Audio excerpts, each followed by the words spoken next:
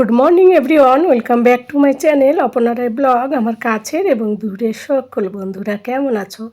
আশা করি তোমরা যে যেখান থেকে আজকের ব্লগ ভিডিওটি দেখছো সকলে ভালো আছো এবং সুস্থ আছো। আমরাও তোমাদের ভালোবাসা ঠাকুরের আশীর্বাদে মোটামুটি বেশ ভালো আছি। সকালবেলা একটু শরীরটা ভালো ছিল, তো তোমাদের দাদা ভাইকে উঠে দুটো রুটি করে দিলাম। ওর আবার প্রচুর গলা ব্যথা, আমি কলা খেতে চেয়েছিল, তো আমি বারণ করলাম, না কলা এখন খেও না। তো বললো ঠিক আছে, তাহলে পাতলা কোনো মানে কিছু থাকলে সেটা দিয়ে দাও। সবজিও খেতে চায় না সকালবেলা, তো ওই যে পাতলা খেজুরের গুড় ছিল সেটা দিয়ে ওকে রুটি খেতে দিলাম। ও ওটা খেয়ে অফিসে বেরোবে। আর এইদিকে ততক্ষণে গ্যাসটা ওকে রুটিটা বানানোর সঙ্গে সঙ্গে আমার জন্য দিয়ে দিলাম গরম জল বসিয়ে। আর এইদিকে ঘুম থেকে উঠে ঘর ঝাড়ু মোছা কমপ্লিট হয়ে গেছে। আর গরম জলে যে তেজপাতা, লং আর হচ্ছে দারচিনি, এই জলটা কিন্তু ফ্যাট কাটতে ভীষণ ভীষণ উপকারিতা। তারপরে এলাচ। তো এই জলটা দেখো, আমি কোনো চায়ের পাতা কোনো কিছু দিইনি, কি দারুণ কালারটা এসেছে, মনে হচ্ছে না যে লিকুইড লিকুইড চা এসছে। তো যাই হোক, এটা আমি এখন তোমাদের দাদা ভাই বেরোনোর সঙ্গে সঙ্গে এটা খাবো। আর এই যে বাবু সোনা বলেছে ম্যাগি বানাতে, তো ঘুম থেকে উঠে গেল, ওকেও তুলে দিলাম। আর ওর জন্য এই যে ম্যাগি বানানো হচ্ছে। তো ম্যাগিটা একটুখানি, ম্যাগির ইয়েটা পড়ে গেল একটুখানি মশলাটা। তো যাই হোক, এই যে ওকে এক প্যাকেট ম্যাগি দিলাম। ওকে ম্যাগিটা খুব একটা দিই না, মাঝে মাঝে দিই। ম্যাগিটা যেহেতু স্বাস্থ্যের পক্ষে অতটা ভালো না। তো যাই হোক, এই যে আমার জলটা একটু নর্মাল হয়েছে, উষ্ণ উষ্ণ। এবার এটা সিপ করে খাবো। আর এই যে লঙ্কাগুলো কবে থেকে এনেছে, এগুলো যে কবে পরিষ্কার করব জানি না। আর এইদিকে ডাল বসিয়ে দিয়েছি সিটি করতে আর কি। আর এদিকে দুধ বসিয়ে দিয়েছি। আর তোমাদের দাদাভাই সকালবেলা পই পই করে আমাকে বারণ করে গেল যে তুমি আর জামা কাপড় কেচো না কেচো না। কিন্তু ওই যে আমি জিদ্দি মেয়ে, যেটা ভেবেছি সেটা করবই করব। এইটা না ছোটোবেলা থেকে আমার একটা ব্যাড হ্যাবিট বলতে পারো। কোনো কোনো ক্ষেত্রে ব্যাড হ্যাবিট হয়, কোনো কোনো ক্ষেত্রে সেটা লাকিলি ভালো হয়। তবে যাই হোক, জেদ যে কোনো জিনিস আর কি, জেদ ভালোর জন্য হলে ঠিক আছে, খারাপের জন্য হলেও ঠিক না। তো ওর কথা আমি না শুনে ওয়াশিং মেশিন চালিয়ে দিয়েছে। ওয়াশিং মেশিনের চালাতে গিয়ে ওইদিকে ওয়াশিং মেশিনে যেটা ড্রাই হয় সেটা খারাপ হয়ে গেছে। এবার কি করব, এত জামা কাপড়, সোয়েটার, তোমাদের দাদা ভাই জ্যাকেট, সোয়েটার সব কিছু দিয়েছি। এই 10 দিন হলো জামা কাপড় জমা হয়ে গেছে, জামা কাপড় কাচা হয় না। তো তোমরা তো বোঝো কত জামা কাপড় হয় যদি না কাচা হয়, তাই না বলো? তো যাই হোক, সেইগুলো দিয়েছি। আর এখান থেকে ঘুরিয়ে তুলে তুলে কি কষ্ট হয়েছে আমার, পুরো আঙুলগুলো ব্যথা হয়ে গেছে, হাতে কাচা অভ্যাস যেহেতু নেই। তো যাই হোক, এইগুলো তুলে তুলে আবার বালতিতে নিয়ে ধুয়েছি। আর এইদিকের এই বেলকুনির সাইডটা একটু নোংরা হয়েছে, এটাও পরিষ্কার করব। মোজাগুলো এখানটায় উপরে রেখেছি আপাতত। আর বালতিতে নিয়ে নিয়ে ধুয়ে ধুয়ে তারপর অন্তত 4-5 বার উপরে গিয়েছি। সকাল থেকে এখনও খাইনি। সকালবেলা পেটটা একটু কেমন মানে খারাপ হয়ে মনে হচ্ছিলো, তো খাওয়ার সময় পাইনি। তারপরে এই যে চান দান করে দুপুরবেলা জামা কাপড় সমস্তগুলো দেখো, এই যে যত দড়িতে টানানো না সব আমার, মানে 4-5 বালতি কাচা হয়েছে। বাবু সোনা আমাকে 2 বালতি তুলে দিয়েছে উপরে। আর আমি তো কতবার গিয়েছি, 3 বার না 4 বার গিয়েছি। তো যাই হোক, মেলানোর জায়গাই ছিল না লাস্টে। তো তারপর শ্যাম্পু করলাম অনেক দিন পর, বেশ ভালো করে চান করে নিজেকে বেশ পবিত্র, না কেমন যে ফ্রেশনেস মনে হচ্ছে কি বলবো আর। আর শ্যাম্পুও করেছি। এবার চুলটাকে এখান থেকে ভেবেছি এই দুপুর কাঠখোট্টা রোদে 1টা বাজে, সকাল থেকে ওই একটুখানি ওই জল খেয়েই রয়েছি। আর খেতে মনেও নেই। এইদিকে রান্না বান্না, ভাত রান্না, ডাল রান্না, ওইদিকে আবার জামা কাপড় কাচা, এইসব নিয়ে প্রচুর বিজি। খাওয়ার কথা নিজের ভুলেই গেছি জানো তো।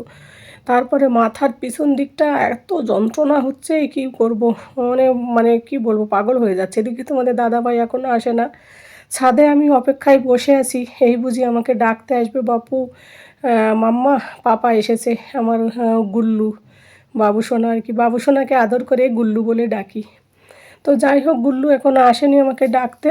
আর এইদিকে আমি জামা কাপড় কি 2-1টা শুকিয়েছে, সেটা নিয়ে যাচ্ছে। একটা গামছাটা যেটা নিয়ে এসেছি ছাদে, সেটাও শুকিয়ে গেছে। তো এখন নিচে যাব, গিয়ে তোমাদের দাদাভাইকে ভেবেছি SMS করব, আসছে না কেন, কারণ সব সময় ফোন করা যায় না, অনেক সময় মিটিংয়ে থাকে। ফোন বেজে উঠলে ওর একটা প্রেস্টিজের ব্যাপার থাকে, ও যদিও সাইলেন্ট থাকে তবুও ডিস্টার্ব হয়। মেসেজে দেখবে অতটা ডিস্টার্ব হয় না। জন্য ভেবেছি একটা মেসেজ করবো। যেগুলো এদিক ওদিক করে অনেকগুলো মেলে দিয়েছি, বিছানা চাদর তো 2টো, ওই দুটোতে অনেকটা জায়গা লাগে। সোয়েটারগুলো শুকাবে না, তবে হ্যাঁ মেশিনের ড্রাই শুকনো, মেশিনে যদি শুকানো হতো তাহলে শুকিয়ে যেত। এত কাঠখোট্টা রোদে তবু জামা কাপড় শুকাবে না। তো ওইগুলো নিয়ে আবার বিকেলবেলা আসতে হবে। তো যাই হোক বন্ধুরা, তারপরে একেবারে খাওয়া দাওয়া করে বিকেলবেলা তোমাদের সঙ্গে ফিরে আসব। তো দেখো এই যে বালতি 3টে উপরে, সেইগুলো নিয়ে চলে এলাম। তারপর অনেক পেট ভরে খেয়েছি, মানে পেট ভরে বলতে কি মানে কি মন ভরে খেয়েছি আর কি। তো যাই হোক, খাওয়া দাওয়া করার পর তোমাদের দাদাভাই চলে গেলো। তো আমি বললাম আমার শরীরটা খুব দুর্বল লাগছে, আর এইগুলো জামা কাপড় কাচা দেখে এসে তো আমাকে মানে প্রথমে বকে নিল। তারপরে আমি আর কিছু বললাম না, আর আমি বলিনি ভয়ে যে ভীষণ অসুস্থ লাগছে। তো খুব খারাপ লাগছিলো, হাত পা কাঁপছিলো, মাথা যন্ত্রণা, বমি বমি ভাব, সে কী অবস্থা। তো জলদি জলদি বেডশিটটা মানে বিছিয়ে আমি না শুয়ে পড়েছি। আর কি বলো তো, এই নতুন নতুন মানে যেদিন বেডশিট চেঞ্জ হয় না, সেদিন এতটা মনটা ভালো লাগে কি বলবো তোমাদের, মানে ভীষণ খুশি লাগে আর কি। বেডশিট বিছালে মনে হয় কি অন্য একটা বেডে চলে এসেছি, অন্য পরিষ্কার পরিচ্ছন্নতা, বেশ ভালো লাগে। আমার না রোজ রোজ ইচ্ছা করে বেডশিট বিছাতে, কিন্তু হয় না, ওই সময়ের জন্য পারি না। যদিও বেডশিট অনেকগুলো আছে, অন্তত 10-12টা বেডশিট আছে। তো রোজ রোজ বিছালে এক এক সপ্তাহ এক একটা বিছিয়ে ধুয়ে দিলে কিন্তু অসুবিধা হয় না, কিন্তু ওই প্রতিদিন চেঞ্জ করো, সবগুলো তোলো, ওইটা একটা মানে সময়ও পাই না। তারপর আবার এই বেডশিট বিছাতে সবথেকে আমার কষ্ট কী বলো তো, যেহেতু ব্যাক পেইন আছে, তো এই যে ঝুঁকে ঝুঁকে বেডশিটটা যে ভালো করে মানে বিছানো, এইটা করতে আমার খুব কষ্ট হয় আর কি, কোমরে প্রচুর ব্যথা লাগে। তারপর এই যে বেডশিটটা বিছানোর পর ভাবলাম আগে একটু শুয়ে নিই। বাবু সোনাকে বললাম, বাবু তুমি ওই ঘরে গিয়ে পড়তে বসো, আমি এখানে একটু শুয়ে পড়ি, ততক্ষণে স্যারের যে হোমওয়ার্ক আছে সেইটা করে নাও।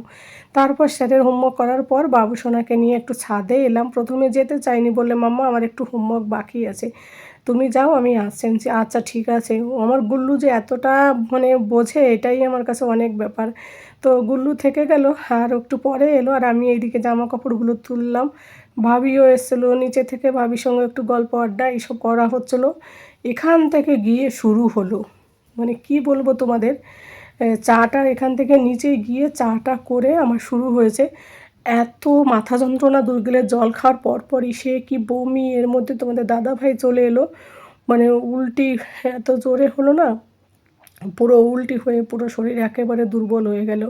তারপর রাতের বেলা তোমাদের দাদাভাই ভাত রান্না করে একটু আলু সেদ্ধ দিয়ে আমাকে খাইয়ে দিল। আমি কখন ঘুমিয়েছি, কী করেছি, ওরা কী করেছে আমার কিছুই মনে নেই। তারপর ঘুমিয়ে এক ঘুমে সকাল, মানে রাতের বেলা বিকেলের সন্ধ্যার পরের অবস্থাটা, তখন আমার মনে মনে খুব খারাপ লাগলো যে ও বারণ করেছিল জামা কাপড় আজকে ধুইও না, কেন যে ধুলাম। তো যাই হোক বন্ধুরা, তারপর এই যে বাবু সোনার এই যে চাটা করছিলাম না, এরপর এই গণ্ডগোলটা শুরু হলো। চাটা করলাম বাবু সোনার, হ্যাঁ আর কি গুল্লুর টিউশনি মাস্টার এলো, ওর জন্য চা করছি, ওনাকে একটু চা দেবো। তো আমার মাথা যন্ত্রণা উল্টি উল্টি ভাবেছে, তো আমি ভেবেছি যদি আমার উল্টি আসে এখন আর চা খাবো না। তার জন্য আমি চা আমার জন্য না করে স্যারকে শুধু একটু চা বানিয়ে দিলাম। আর কি বলো তো, অ্যাসিডিটি হয়নি সকালবেলাতে, ওষুধ খাই যেহেতু, ওষুধের সাথে ওই গ্যাসের ওষুধ থাকে, কিন্তু আমার মনে হয় কি বলো তো, ঠান্ডার জন্য এরকম অতিরিক্ত ঠান্ডা লেগেছে, অনেকটা মাথা নিচু করে কাচাকাচি করেছি, মাথা যন্ত্রণায় মনে হয় এই জিনিসটা হয়েছে, জানি না।